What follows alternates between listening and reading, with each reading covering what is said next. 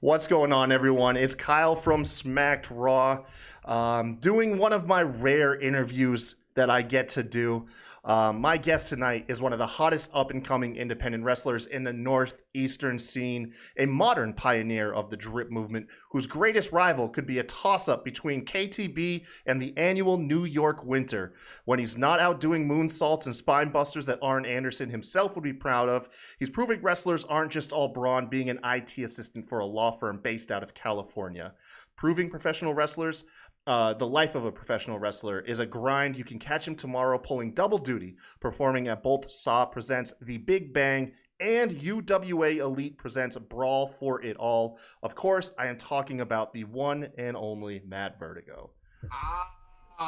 Yes, thank you. What an epic intro, man. Hey, man. I took inspiration from Sean Evans on Hot Ones.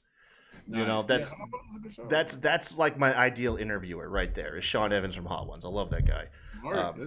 Good guy to model after. Yeah, I mean, I've already got the haircut down. Me and him, we got that part down together. Solid. Yeah, hopefully I'm good on the bald for me yet. Yeah, not yet. So the last time that we got to hang out, I believe, was early into the pandemic, with restrictions loosening up. I know New York is still kind of a tough place from what I've heard. How are the bookings coming? Oh my God, New York is always like a huge pain in the ass to either be a wrestler in or run shows in, exist. New York is a huge pain in the ass. I love this city, but you know there are just certain things that happens within a city. Like, for example, with wrestling, it's very difficult to run a show in New York City. You have to have the athletic commission approve it. You have to have there's a ton of things you have to have on site in terms of doctors, EMS, certain padding, certain buildings can't go over a certain capacity. Everything has to work out perfectly to run these shows. So that's the reason why everyone goes to Jersey, because there's like no restrictions. You could run shows anywhere. You can go into a park. You can go into Walmart. You go anywhere and just put a wrestling ring in and run a show, as long as you pay for the venue. Boom, you're in. So that's why a lot of my wrestling shows are going to be in Jersey, PA, is because there's just so much wrestling to do there. New York is very limited. It really is that where SAW and UWA are being yes, both presented are at? be in Jersey. Mm-hmm. Okay. How long of a trip is that for you? It kind of depends, because like I said, New York could be a huge pain in the ass with things. It's really about the traffic. Mm-hmm. In no traffic, UWA Elite could probably take me 45 minutes to get to. Traffic, maybe 3 hours. Goodness gracious. It's crazy. It's really crazy how slow you go in New York, especially on a weekend. To put that in perspective, my commute to work is roughly about 37 minutes. But if I run into bad traffic, it'll take me about 45. That is bad traffic is adding on about 8 minutes to my commute. Yeah, no. I have literally woken up the day of a show, put in the address to the show, looked at the in the morning, like early in the morning, looked at the ETA, and it'll say like an hour and a half. Oh, cool. All right, dope. It'll take me an hour and a half to get there. Just because I know, I'll double check. 2 hours later, boom, it goes to 3 hours. Now, can you let us know what kind of matches you'll be involved in at these two shows? Yes. So they're both Royal Rumble style matches. And listen, your boy here is one. Listen, I love me some multi-man matches. So this is gonna be fun. I look forward to these type of matches, man. Any confirmation how many performers will be involved in these matches? That if you want information on that, you got to go check out Standalone Wrestling on Twitter and UWA Elite Wrestling on Twitter. You want to see the competitors? You want to see how many people going to be in that? go follow those Twitters and go check them out. Fantastic. I definitely respect that. Word. So Matt, you know, having you being pretty much the closest thing that as a fan to the wrestling industry, I've had a couple questions, maybe fairly common, probably come up on your end. But one of the ones that has always fascinated me is it's well documented, the camaraderie between the professional wrestlers, the performers themselves. However, are there any like backstage personnel at these wrestling events that get in with the boys and women that are in the ring constantly? Are there any, from tailors to referees, any backstage personnel that gets in on that camaraderie, or is that exclusive for the performers?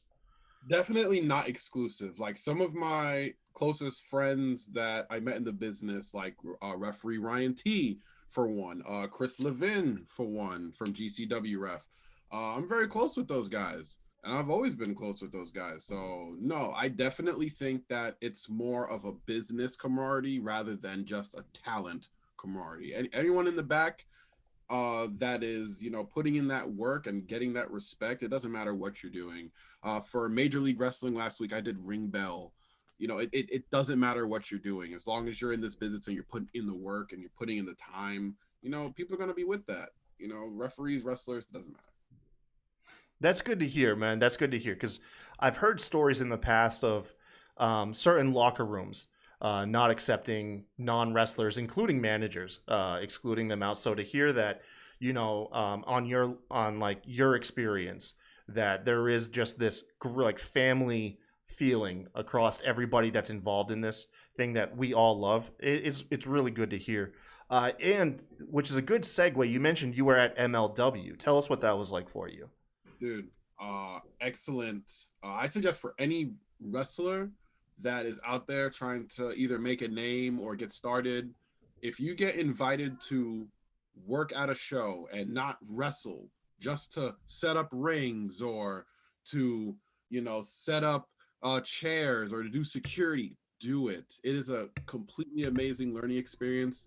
Getting invited to MLW was a huge learning experience. I've set up rings for many years, but the way that they have their ring set up and the way that everything needs to be perfect for the TV, it's completely different. And I could say that in that one day, I learned so much about television production that you're just not going to get from other promotions, that are not on TV. So definitely suggest any wrestler that can get on it. I will definitely be at the next one. It was an incredible experience. Great. So I've seen MLW a lot on social media, but I haven't had the chance to really dive in. So as somebody who watches a lot of the mainstream professional wrestling, mainly being WWE and AEW, could you describe to like a fan like myself what makes MLW special? Yeah, dude. Like honestly, it's just you never really know who, like, what type of outcome there's going to be. There's no, like, what's it called, WWE and certain things can be very predictable. MLW is very unpredictable. The whole show was completely unpredictable, to me at least. Tajiri beating Myron Reed for the titles, completely unpredictable. I did not see that happening. There was a lot of stuff that was going on that was very unpredictable. And just the wrestling style, they include so many different styles. It's not just one style. There was a lot of lucha. There was a lot of brawling.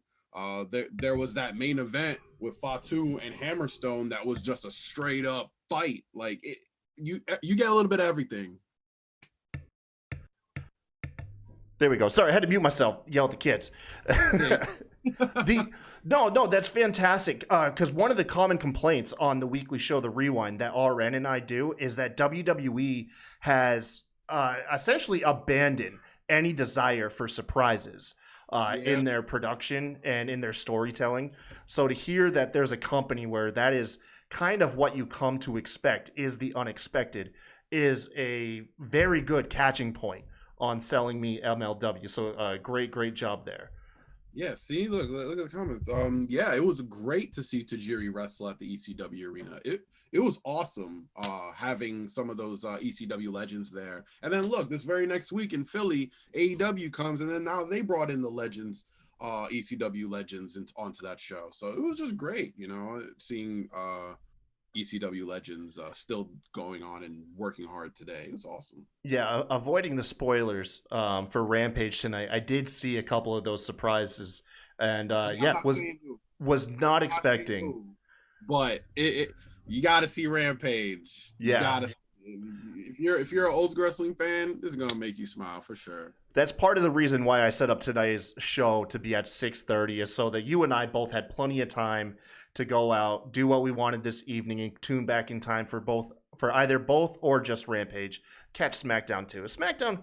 Speaking of which, as somebody who is, I'm not soured on the WWE product, but you get burnt out of certain tropes. Out of the three shows that were presented with Raw, now NXT 2.0 and SmackDown, are you currently watching them? And if so, which one stands out to you the most? To be honest, a lot of wrestlers won't really say this. A lot of wrestlers try to, play coy and act like they're not like also huge fans of the product. I am a huge wrestling fan as well as a wrestler. All right. So I go to shows, I watch all the shows. I don't really miss anything. Me and my friends watch all the shows every week. So I'm on top of everything. I know every storyline that's going on. I understand the product. And that's how you become a better wrestler, is by understanding all the products around you. So I watch everything.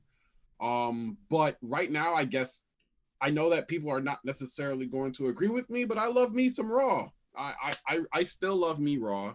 The only thing that's missing is Roman. I'm a huge Roman fan, and Mm-hmm.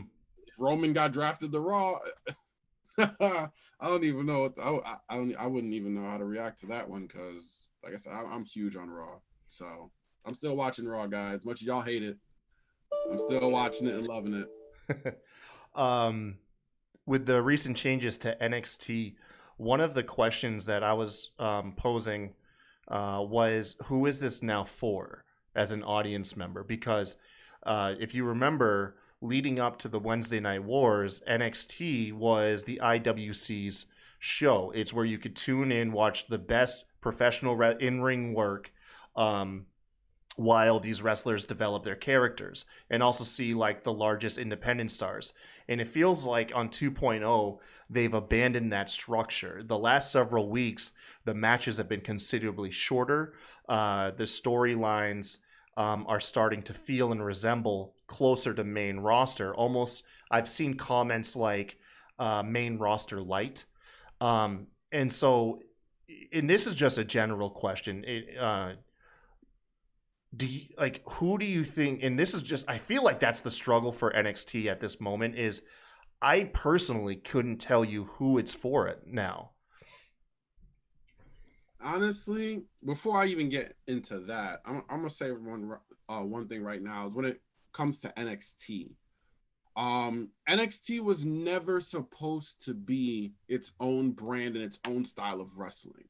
And clearly there's a misunderstanding when it comes to the NXT brand, because look, NXT is in my opinion, and was one of the best wrestling shows on the planet. Like, Mm-hmm. every week it was hitting. Even when AEW was drawing in more viewers, NXT was putting on better matches, in my opinion. So when it comes to NXT, here's the thing. It was meant originally to get guys prepared to come to the main roster. That was the point. When NXT pretty much dropped that idea and decided to run with its own show, with its own brand, its own style of wrestling, when the guys were now called up to the main roster, it did not work out, because they were not preparing for the main roster on NXT anymore.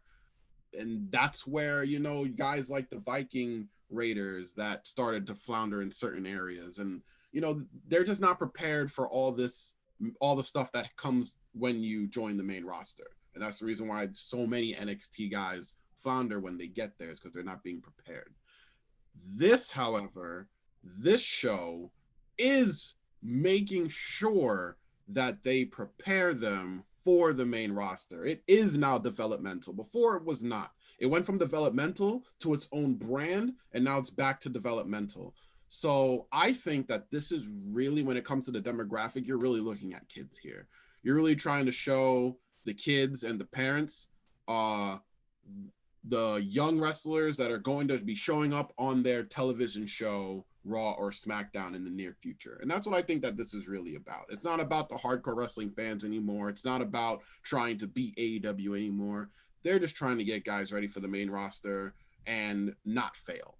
So you got to see it, NXT 2.0, as it, well, not yet, obviously, it just started, but it could be a huge success in the sense of when guys show up to the main roster, they're going to be ready for whatever Vince is going to throw their way, compared to Triple H letting them put on 25-minute blockbusters every single week and then go to the main roster and Vince is like, hey, you know what, we need you to perform this way and stop doing this move and look at this camera and stop doing that. It's like learning all over again, and they got to get reset. So I mean, it could be a good thing. This NXT 2.0 can really be a very smart move. It just depends on, the success of the wrestlers that come out of it. There you go. Very, very good point. I do believe they have to find their own audience. I feel like a good majority of the people that were NXT, granted 1.0 is not the right term. It was really at that point like NXT 3.0 or 4.0. Yeah. But that last step before where we're at now, I do feel like there's a good chunk of their fans where the tone shift is going to be too much. But it could end up being, like you hear from a lot of fans of Raw who actually complain about the show regularly, whereas it's part of their childhood, or it's something that they've always done, and it's comforting. Even when they don't feel like they're fully enjoying the product, they still want to watch and tune in and support because it's something that they've done for so long, and maybe NXT will, keep a large portion of their fans on that basis alone while prepping them for the change that is obviously taking place. Have you found yourself to be, are any of the new wrestlers that have been displayed over the last couple weeks, are any of them catching your eye? Yeah, I mean, Joe Gacy is is a pretty good friend of mine. It's my personal pick too. I'm watching Joe Gacy. I'm watching anything that they give this man. Like, oh man. But even though I wish that he kept the last name Steiner, Braun is also doing his thing. I'm excited for where NXT 2.0 is going to go. Not necessarily where it is at the moment. It's where it could be, especially when they start bringing in more guys, or when they start showcasing non-independent talent and you don't know who they are, then you got to learn who they are, compared to independent talent that everyone's excited for comes in and then they get watered down, or then they get changed. That also is a turnoff for some people. Like I'll give an example for Alex Zane, another one of my really good friends. People were really upset about the name Ari Sterling and the way that they didn't incorporate. I know you can't. Obviously, they weren't going to incorporate the Taco Bell theme into it, but people know that. With social media and the presence that he has on social media, they know who Alex Zane is. So bringing him into the WWE machine, people were turned off. Certain people were turned off by it. I enjoyed everything that he does, and I continue to enjoy everything that he does. But we're looking at, I'm a wrestler, so I'm going to have a little bit of a different mindset compared to the casual fan. But look, like I said, NXT 2.0 can become a huge success. Success depends on how the NXT, when they get called up to the main roster, how they perform on the main roster. If they perform amazing on the main roster and, everything is going well, NXT 2.0 is a huge success. And business-wise, it's huge. It's honestly really refreshing to hear such a positive outlook on the show that right now it seems cool to be dunking on.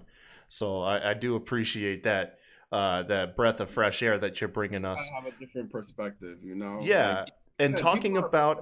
People are upset. They want their NXT back. They want their original NXT back with their crazy matches and their independent style and, 25-minute blockbuster matches. That's what they want. Yeah, just like guys in their ages 35 to 45 want the Attitude Era back. It's Exactly. it's you appreciate that it happened, that it was a great part of your enjoyment, and you move on with the evolution. Agreed. Yeah. Agreed.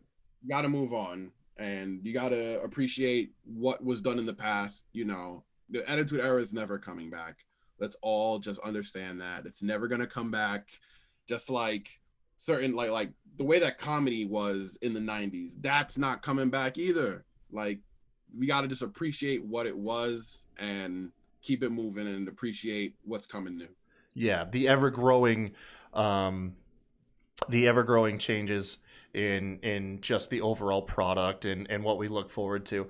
I'm appreciative now that, you know, we get the best professional wrestling, I think, hands down in North America that we've ever had. Consistently. I'm not saying that there weren't the workhorses back in the day, but obviously now, with like everything else, all these styles have mixed. You really just get the best wrestling, and that's something that I've always latched on to. Now, you mentioned earlier about, you know, character changes when going to WWE. You yourself are not in WWE, so how would you describe your current character? Right now, you know, the way that I would describe my current character is, you know, cocky, you know, always shining out, blinging out. But at the same time, you know, I come in with a big smile, but when that bell rings, it turns to aggression. I don't want to say it's like Festus in a way, you know, where when the bell rings, it's like, ah. I don't want to say it's like that, but in a sense, you know, there's a certain demeanor that I have when the bell rings and a certain demeanor that I have when the match is over, when the match is done. That's where I like to put myself in terms of my character. You know, city boy, everything is New York, everything is facts, everything is dead ass. You know the vibes. You already know. Man, that's fantastic. I've never heard somebody like describing their character and bring up Festus as a point of reference. But it's a great no. I see where you're coming from. All right, you gotta do things different. Everyone tries to describe themselves as like a Stone Cold or like a, you know, some type of big guy that already. Oh my God! Oh no! Okay, so the set just fell apart right here behind me. Oh no! Oh no! You know what it is? It was the Festus. It was the Festus, man. That's what it was.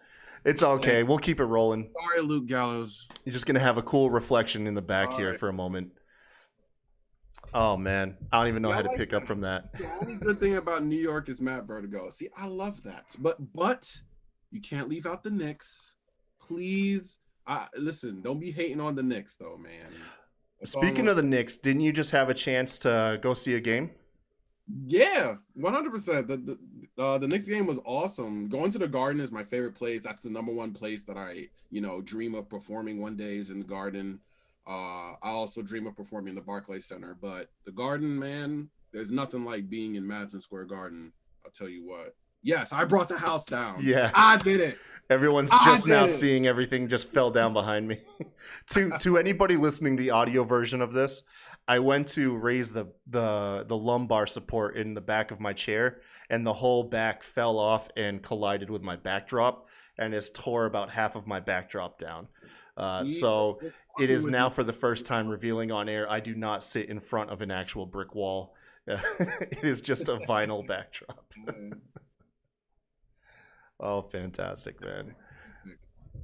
Oh, anyways, you said you because you were supposed to appear on UWO, and you had to call out last second because you said your job, your work said you had to work late, and you said they surprised you when you went in and said, "Here's some tickets to the Knicks." Yup, it was awesome. Shout out to my boy Zach for hooking it up, getting me tickets to this Knicks game. I had a blast. I hope that if you're watching, I hope that you get to come with me next time, man. That was fun. Oh yeah, that's great, man.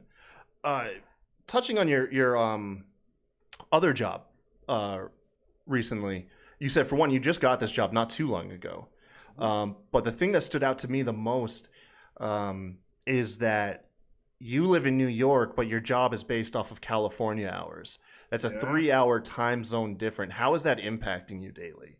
It's tough. It's very tough. There are tons of times where, everything that we're doing is on California time, as I said. So they'll say, meeting at 3. And I'm thinking, oh, wow, my day is going to end early, 3 o'clock. Oh, wow. And then it hits me. Oh, wait, damn. That means I have a meeting at 6 p.m. Or it'll just like change. Like it's just weird. Sometimes we have a meeting at 7. That means I have to be on at 10 p.m. for this meeting. Like, Gosh, man. weird. But I mean, it like anything, at least it's not for me. I personally can't stand doing third shift or Mm-hmm. anything like that. Working overnight, I can't do that, man. I need sleep. All right, I'm a prince. All right, and a prince needs to sleep. All right, prince transform into a king. I need my sleep, so I can't do no overnight. So I'll take this over any overnight any day. Doesn't bother me. I can actually relate to you on the third shift. I used to work for this book printing factory called Edward Brothers, and I tried out their third shift when I was, gosh, I must have only been like 19 or 20, and I just wasn't about it. I remember laughing because usually like one of my favorite things to do when I get off work, especially back then, was just have like a beer or two. But getting off work at 7 in the morning, going to the gas station to buy a beer first thing in the morning just never felt right. Um, I didn't That's stick around it too long. Fun fact: while working there, I had to sign an NDA because I actually printed off one of the Harry Potter books, and we had to agree that like we wouldn't take any of the bootleg copies home or share anything online. Otherwise, like we would be sued into the ground. oh yeah. Yeah. That sounds like a lawsuit to me. Oh yeah, no, they were so serious when that stuff came around. It was no joke. Um, but yeah, speaking of pop culture, a little transition here. Lately, a lot of people have been going off about Squid Games. Have you had a chance to see it, or have you binged anything else on Netflix lately? To be honest, I've been binging Baki Hama, which is an anime. If anyone knows, watch Baki. So I'm heavily into anime, which is Okay, why I'm also not heavily into Squid Game, just because it's an anime. It's an anime without the anime like animation. Like I right. don't know. It's all right. I like Squid Game. It's just I'd rather be watching an anime. I don't know. It's just me. Um, I personally caught those vibes from it myself. I think the easiest compliment to give that show for me was it was just an easy watch. There was nothing too complex thrown at you. You knew what you were in for. There was no major twist reveals or anything.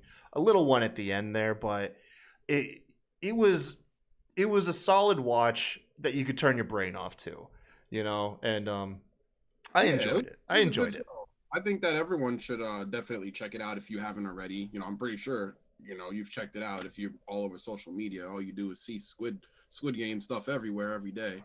God, can't wait for Halloween. Jesus, there's gonna be 1,001 of these things.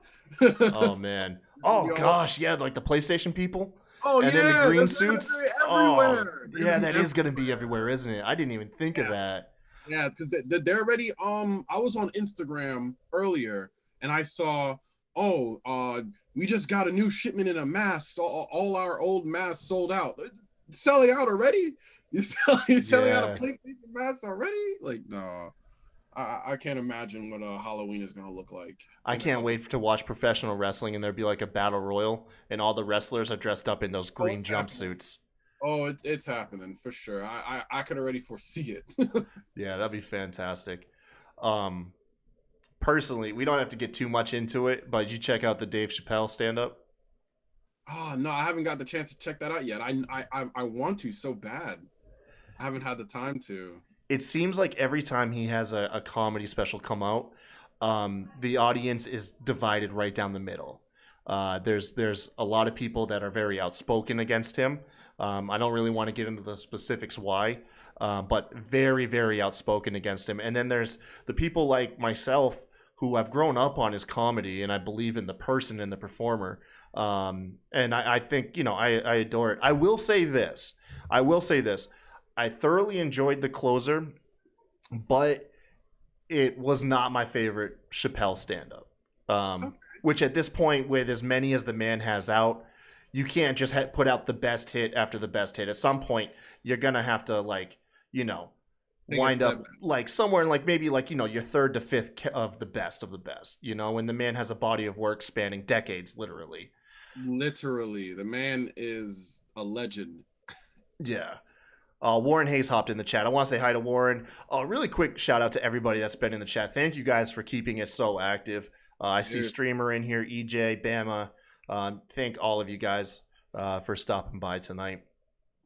Now, last time we spoke, found out you're really big into gaming, man. Anything big come out this year or is around the corner that you're looking into? Nothing too crazy, to be honest. I've just been, like I said, outside of I kind of turned my brain off to gaming for a little while because I wanted to focus on getting my body right, healthy, getting into the gym nonstop. I'm in the gym now. I stopped gaming heavily about a month ago, and I took that time and put it into the gym. So now I'm going to the gym maybe 2 times a day, maybe about 3 to 5 days a week. Working on some training material with one of my personal training friends that we're going to start putting out some media and getting people positive about trying to transform their bodies and get their bodies to where they want to be. So that's pretty much where I've been focusing a lot of my time. If I do get the game right now, it's Apex Legends. I am huge on Apex Legends. I play as much as I possibly can. 2K, if you can't tell, I'm a big basketball fan, so Yeah. I'm playing 2K 22. I just made a glass cleaning lockdown, so we'll see what's going on with that. You can check out my streams as well. I stream sometimes, play some of these games. But feel free to plug it, man. Go ahead, let them know. Yeah, you can definitely check me out. If you are on Twitch, you can check me out at VertigoPro Media. You can follow me there. But yeah, like every once in a while, you'll see me streaming with my friends, playing the game. But if I'm out, right now I'm playing Call of Duty Mobile. If I'm out in the street or doing something, it's Call of Duty Mobile. I'm in the gym doing sets, killing, doing leg press, and I'm just killing like that. My colleague at my job, I catch him playing it all day. Like that's just it sucks him in, man. I see it. Call of Duty Mobile must be where it's at. It's fun, dude, especially if you get good at it, because you realize that like it's hard in the sense of like mobility. Call of Duty Mobile is a very difficult game on oh dude, hold on one second. Was it Animal Crossing? Yeah, dude, I play Animal Crossing too. Animal Crossing is mad fun. But yeah, what's it called? Call of Duty Mobile is a difficult game to control. Mobility is very difficult. So once you get good at it, you'll start slapping people up left and right. I am level like 60, and I'll be getting into lobbies with people like level 150, 190, and I'll just slap them up. Nice. Yeah, it's awesome. I was gonna say my personal mobile game is probably one of the dumbest things, but I've never been so committed to a mobile game, and it's literally called South Park Phone Destroyer. It's a Clash Royale game that's all South Park characters, and yeah, that's a fun game too. Yeah, man, I hear you. I haven't actually had a chance to play too much online or on my computer even. Like you said, you find yourself doing different hobbies, but I think gaming is something that we always come back to at some point. You'll get that itch and you'll come back. Now you said a big focus of yours lately has been your health, exercising more, and you even mentioned, I think prior to the official recording, that you've started up some sort of diet. Oh yeah. What's your diet consist of nowadays? Right now, mostly I got a lot of fish and chickens and steaks and but I've been making a lot of dumplings, to be honest. I've been making dumplings with a lot of vegetables, salads all the time. But the main thing, and a lot of people, like, they either don't do this often or they do this very like seldom. Like you need to blend if you really want to be in the best shape, fitness wise, especially get your body real tight. You need to blend. I've been blending fruits with my protein every day. I've been blending, what is it? Bananas and peanut butter and oats with my protein every day. And I do this every morning at the same time. Every morning I have a giant cup of blended fruits or something. And I'm allergic to a lot of fruit. So being able to find a certain fruits that go together that I can eat and ingest, that's what you do. You drink water and you blend, because you're going to get all the nutrients and everything from drinking the smoothies, but you're not going to be putting on a ton of, like, you're not eating a lot of food, but you're getting all the nutrients. And that's what I highly suggest. Blending every morning will, if you're trying to lose weight or you're trying to get those muscles to pop, blend and then work out is the best thing. I think a very common diet question most people have is how to lose that, just that, like, that 10, 15 pounds of that quick, just little weight loss, nothing too drastic. Do you have any tips for those people struggling to just try to get a couple pounds off to get ready for, obviously the holidays?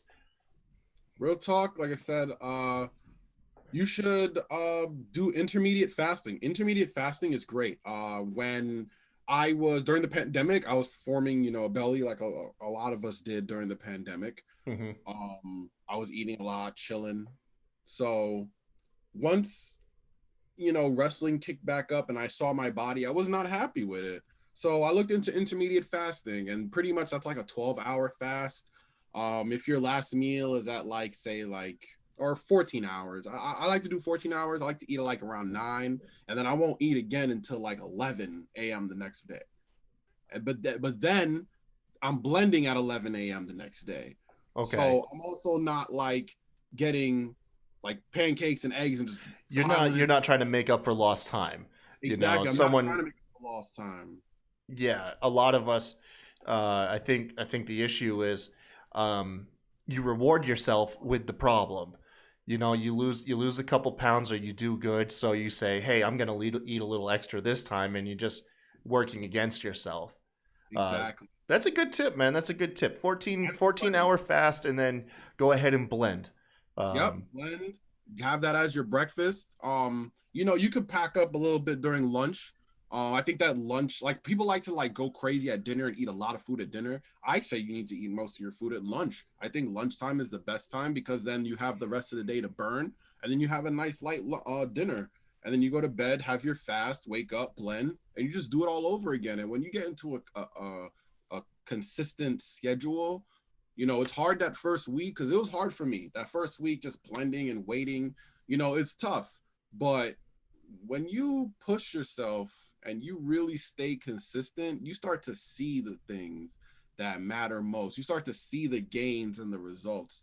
It's all about consistency. And the other tip was to sweat your ass off. If you have to go outside and run, or go outside and play basketball, or even if you're in your room, even if you're take a hot shower, you just sit in the hot shower and just sweat for a little bit before you hop in the shower itself. Like, just sweat. Sweating will have you dropping mad weight. My brother, I remember one of the craziest things I used to see him do back when he was fresh out of high school. He was he was in high school football, and that was probably when he was the most athletic in his entire life. And so when he first got out of high school, he had some practices, and I remember one that used to freak me out was he would go work out. Usually his cardio consisted of hitting the heavy bag. And then once he got a good sweat on, we had a broken down car in our yard, and he would literally just sit in the car for like, I don't know how long. Memory's going to tell me 10, 15 minutes, maybe a little bit longer, but he would just be in there and cook. I couldn't imagine how safe that might be, but it works. I mean, I play basketball for cardio. I'm not one that loves to be on a treadmill or be on an elliptical. Like, I'll do the elliptical, I'll do the treadmill, I do the Stairmaster, I do them. But sometimes, I can't stand being on that treadmill for half an hour or whatever. So I'll go play basketball. Mm-hmm. So playing basketball alone, I'll sweat out a whole shirt and shorts. Then I'll change into a new shorts and a new t-shirt and go in the sauna and sweat that one out. Like, Goodness gracious, madman. Yeah, I am a madman. Yeah, you are. But that's why you're gonna make it though, right there. Look, all right. The gun, son. All right, we're getting somewhere. All right. I used to be $160. All right, we're getting somewhere. This is hard work. Where you at now? Right now I'm at 210, trying to get I was up to 230 when the pandemic first hit. So I was building it around 230, but now I'm down to 210 and I'm a little bit more shredded. So now it's about putting on that size, but the right way. You know, so we're gonna work our way back up to that 225, 230 area. Now, correct me if I'm wrong. I would describe your wrestling style as kind of a hybrid. You do have a good mixture of power moves along with some high flying moves. Do you feel like that is going to be is that just your young man style, and you might slow it down a little bit later because you do have a very large frame?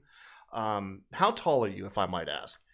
Yeah, I'm 6'6". 6'6", leaping over the top rope to the outside, flipping all over the place. Yep. Is that something that you hope to carry on later into your career, or are you taking advantage of your youth right now? I mean, to be honest, when I was even younger, I was doing a lot more. Like I said, like I was $170, $160, $180. So I was doing way more corkscrews, 450s, you name it. I was doing more. But I did slow down recently. I am, focusing more on strikes and power, especially since I have the size now. Like I said, when I was $170, I'm not exploding anybody out of the corner. Good point. I'm not hitting no crazy moves or choke slam. Like that's not happening. But now that I put on that size and I put in that time, there are more moves to add to my repertoire. There's more, strikes that I could add. And that's pretty much what I'm focusing on is those hard hitting moves that's going to put a man out. Yeah, moonsault is really awesome and can knock a man down, but it's not going to put a man out. But when you hit someone with that nasty backbreaker and you take them apart, and that's what I like doing. I like working that lower back because forget a limb. Like when you work that lower back, all your limbs become useless. When you work that neck, your limbs become useless. So that's what I'm focused on, taking that apart. And a moonsault and, some corkscrew stuff is not necessarily going to do that. So, you might see a little bit less of that, a little bit more beat downs. But, hey, if I got to pull it out to put you down, I will pull it out. As you saw against KTB, I hit him with a corkscrew, put him on his ass. I'll do it again. Yes, sir. You and KTB really have that just like on the spot. If you see you guys on the street, I always see you guys on site. Yeah, that's the phrase I was looking for. Another matchup that's popping up in the chat is being asked is when are we going to see Vertigo versus Jordan Oliver too?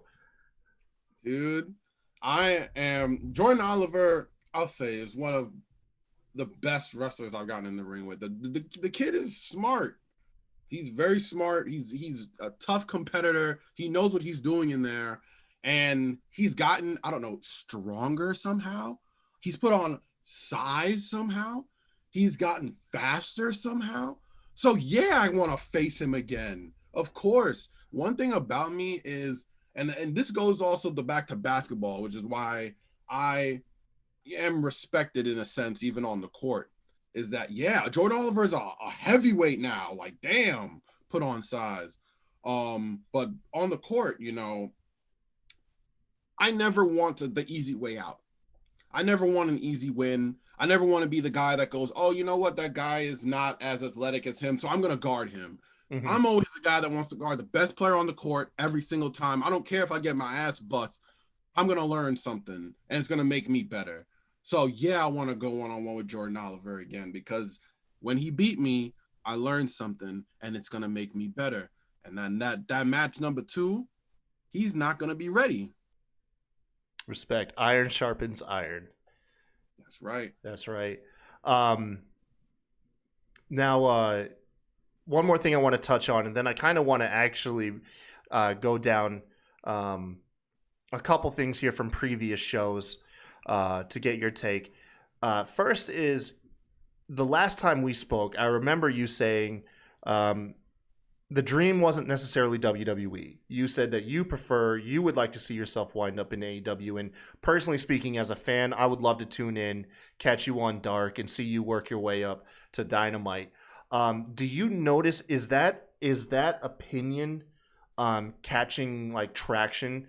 Do you see other independent talents now mentioning AEW as the place they want to go to over WWE? Or is WWE still generally the dream for most professional wrestlers? I think that depends on what type of professional wrestler you really want to be. Like, a lot of people don't think about that.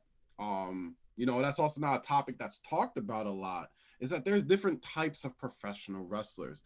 And if you are one of those professional wrestlers that loves putting on the best possible quality matches and loves, and yeah, exactly. They're not signing independent guys anymore. But if you're one of those guys that just loves to like put on the best quality match and WrestleMania style matches is your like thought process, AEW is the place to go. You're facing against some of the best wrestlers that love putting on some of the best matches that they could possibly put on. So yeah, you definitely want to go to AEW. But then on the other side, WWE, WWE is, you're also going to have the opportunity to put on some really awesome matches. And you're going to be doing it in front of, millions that are watching, not just a million, millions worldwide. You're going to be traveling worldwide and putting on things. So it honestly just depends on what you want. Me personally, just because I have a lot of friends in AEW, and I've been waiting to wrestle with these guys for so long, and people that I look up to is there, all these new talents that I've been dreaming of wrestling is popping up there. So yeah, AEW is the place to be if you're an independent wrestler, for sure. Yeah. Personally NWA speaking, too. I would love to be in NWA too. That's another awesome place to be. Great drop. Seeing the likes of LSG and especially JD Drake pop up, see people that I've seen you at the same, at some of the same events as. Luke popped up. Superstar Kevin Matthews popped up. There's a lot, and there's a lot of opportunity there as well. So yeah, I believe hopefully one of these days shortly we'll catch you on a Monday or Tuesday. Sure. Yeah, maybe even a Wednesday for one of those open challenges. Oh yeah, 100%. That would be dope. Oh god, I'm so scared to move my chair because it is like a disaster zone behind me right now. Yeah, be careful. All right? Watch that lower back, man. Yeah. So recently, Matt, Bama hosted the top 10 entrance themes, where him and guests, everyone ran down their personal top 10 entrance themes. Off the top of your head, I want to know, what are your top 3 entrance themes of all time to Matt Vertigo? Just like personal take. Number 3's got to be the Hardys. That's world known. When that Hardys theme drop, everyone knows what's going on. Yeah, I gotta go with the Hardys. Number 2, I'm gonna go with Edge. I think Edge has just the perfect theme song. And then unconventional number 1, I gotta go with Undisputed. Undisputed Era had the best theme song I don't know, man. There's just something special about the Undisputed Era's theme song. It makes me feel so sad that I'm probably never gonna hear that theme song live again. There's a lot of NXT bangers and WWE bangers because of a lot of these releases that it's a shame we aren't going to get to hear them. I think it was just the other night I realized that I'm not going to hear that Code Orange's Hurt Heel again, the Fiend's entrance theme. I didn't even consider that in my top. But yeah, man, there's so many themes. Like, I remember one thing that got me pissed was I was a huge fan of the Austin Aries theme when it first came out. Mm-hmm. And then he was gone. And I was like, damn, I'm never going to hear this Austin Aries theme live again. Like, I'm not a fan of Austin Aries that much, but the theme was fire. The music is good. Oh, my God. I think who said it? They said Undisputed was Bama. Bama says Undisputed was his number one pick. I don't blame you. That shock the system. Like, Yeah. It's like it's not even old, but it's iconic already. It's already iconic, and it's not even like been 5 years, like 6 years maybe. But I love that theme song.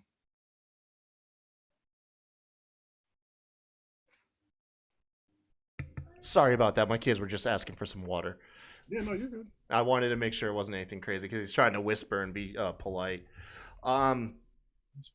Now, although you were not on UWO this last week, I was able to feature one of your tweets, and I want you to explain exactly why you believe your unpopular opinion that hockey is more entertaining than American football.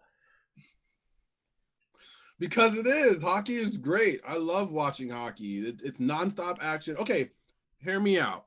Hear me out. I come from sports. I pay attention to sports with nonstop action. Like, wrestling, UFC, basketball. There's no real, slow and there's too much waiting in football. Me personally, I like watching football. I'm starting to learn watching football. I never really watched as a kid. I pretty much only watched when, big games were on. Like my dad puts on a big game, like on, Thanksgiving or Super Bowl or whatever. I pay attention, but I never really watched it.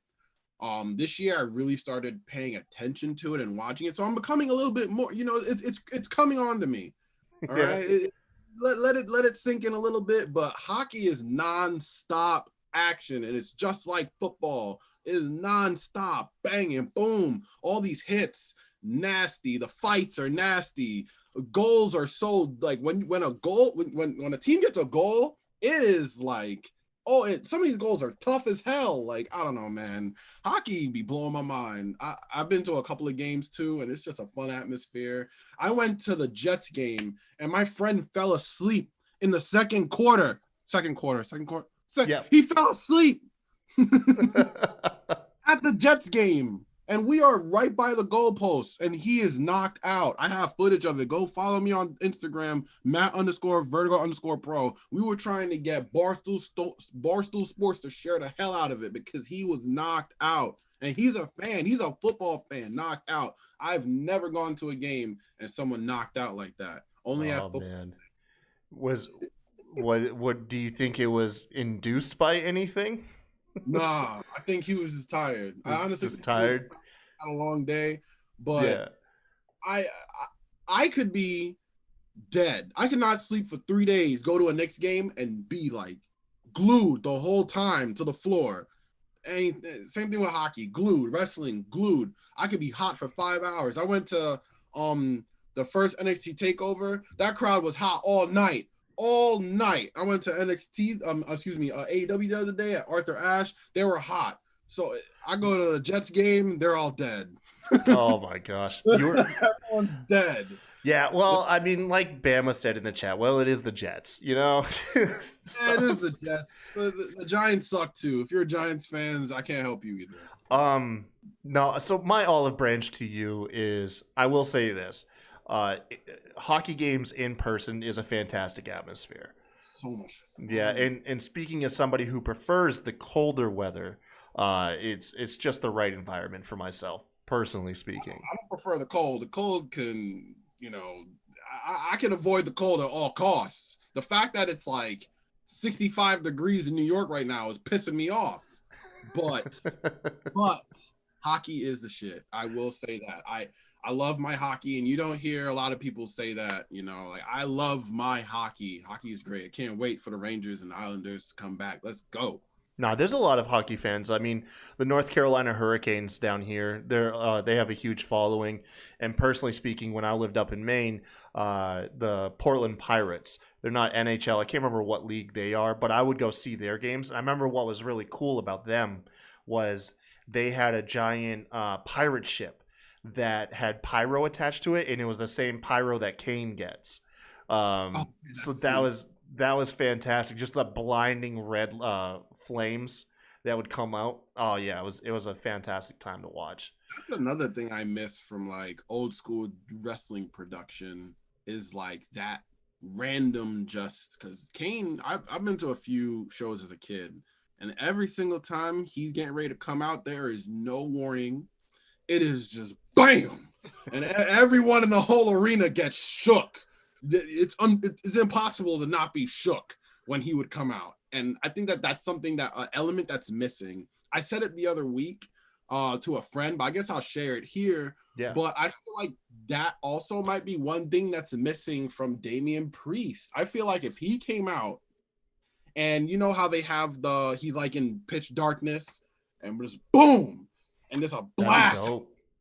I feel like everyone would get off their feet. Like, yes, sometimes the wrestler needs to get himself over, but the entrance is also just as important. If Kane came out, it's the overall presentation. Yeah, it's all about presentation. It's all about presentation. And I feel like with Damian Priest, he's not getting the right presentation.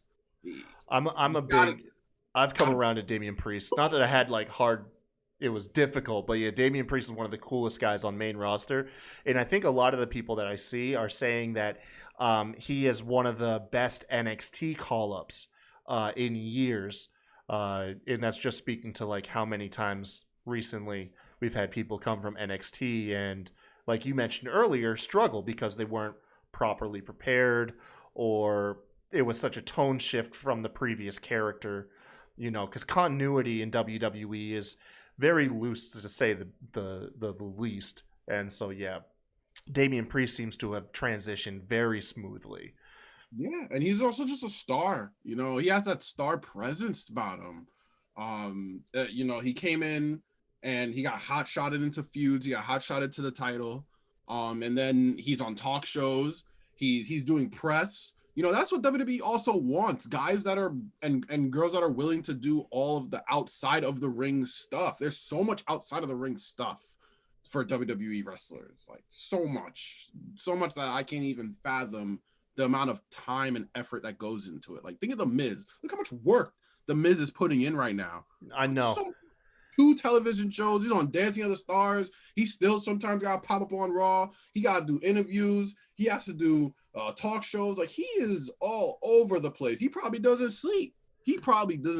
At all. He strikes me as a person that is just all business. He's been going now for over 2 decades, if you think about it, from being on the Real World to where he is now. The man has never he essentially just never taken a day off, is what it feels like. He's always working hard. That's why I respect guys like The Miz.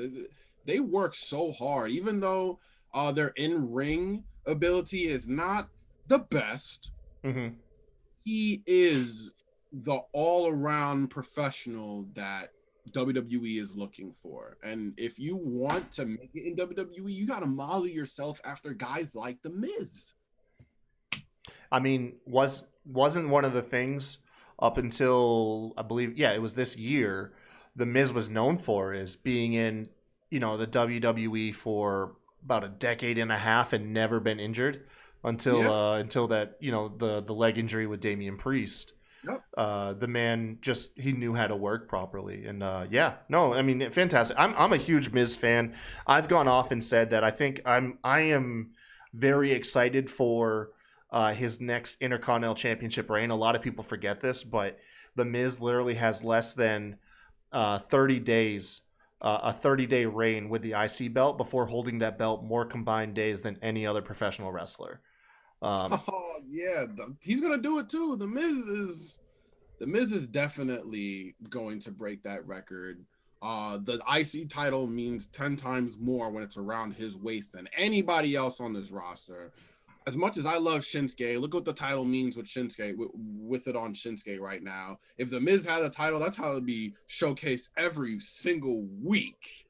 On any show. It doesn't matter. He's getting showcased. Like, it's just he treats it like it's the world title. Yeah, he does. That's definitely the world title to The Miz, for sure. Yeah, no, I'm here for it. He's part of my the last favorite Intercontinental Championship title feud was with him and Dolph, where Dolph was on that incredible losing streak and had to put his career on the line. Yeah, that was awesome feud. That Those was two like the always peak. such good matches. The only thing that I said from WWE that pisses me off is that I've been wanting them to put those two in a tag team forever. Oh yeah. Even Dolph Ziggler as a tag team would be nuts. Everyone would be watching Raw or SmackDown, whatever show it is. Gotta see I've what never the considered that, but now, yeah, you've got me interested in it. I do think that's a cool pairing. telling you, They those would two are both they would Hall both of argue Famers. they would both be fighting over the spotlight. It'll be great. Those two in the tag team would be so much fun. Everyone would love it. They're great on the mic. They could bounce off each other just like him and Morrison could bounce off each other. And they're both so good at being like dicks. Like, they're so good at it. Like, you gotta put them together. I don't know. If you could put the bar together, you could put those two together. I don't know, man. No, I'm right here. No lies are being spoken, Matt Vertigo. That sounds absolutely like an incredible pairing. Right. I'm waiting. And they're both from the same hometown. I'm waiting. Yeah, man. Well, Matt, I do appreciate your time today. I love that one of the last things you're able to drop on us is a great fantasy booking of The Miz and Dolph Ziggler. Oh yeah. Turns out, apparently, BamaDave is dropping that The Miz turned 41 years old today. It's crazy because I can't even picture that he's in his 40s. Right? Looks so good. Yeah, my friend. Vertigo, before we get going, man, I just want to, obviously just hand the mic over to you once again and go ahead, take the time to let everybody know anything you want to plug, anything you want to put over. Just let everyone know what you got going on in your life right now. Yeah, I appreciate it. Look, I'm just happy to be here. I love streaming with you guys. I love being a part of Smacked Raw. Anytime I come here, it's a fun time. Everyone's always so respectful. I love you guys. Really do appreciate it. Really do appreciate the chat, the fans that always show up and are always commenting and being a part of the show. Thank you guys for always joining in. But yeah, definitely. If you ever want to pick up some merch, all right, hit up the Drip Shop. All right, you go on to Teesprings and look up Vertigo Apparel. You can go to Pro Wrestling Tees, look up Matt Vertigo, the Drip Shop. Get yourself something nice. Just came out with some new You're a Bozo t-shirt because, KTB's a bozo. Let's make sure we keep that going. All right. Everyone who tries to step in the room is a bozo. And if you want to just point out for who's a bozo on the other side of you, buy the shirt. It's nice. Follow me on Instagram, Matt_Vertigo_pro. You can follow me on Twitter at Matt Vertigo. I already said about the Twitch, but Vertigo Pro Media, you can definitely follow me there. And yeah, send me a message. My DMs are open. I'm a nice guy until you step in the ring with me and I gotta whip your ass. So, you know the vibes. Everything is cool, man. I love you guys. Thank you for coming out.